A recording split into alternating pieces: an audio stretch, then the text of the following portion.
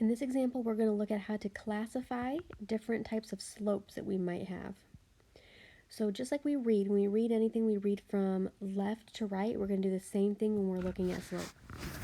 So as we're going from the left side to the right side of the graph, in this case, it is going up.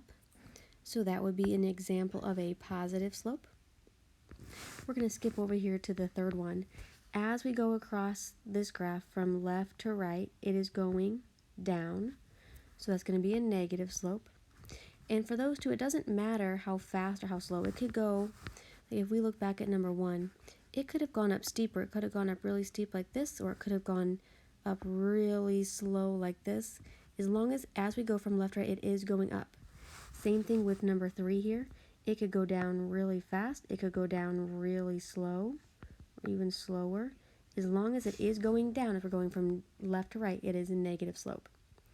And then it's just a horizontal line where there is no change. It's not going up, it's not going down, it is just staying the same. That is a zero slope. And then a vertical line is an undefined slope.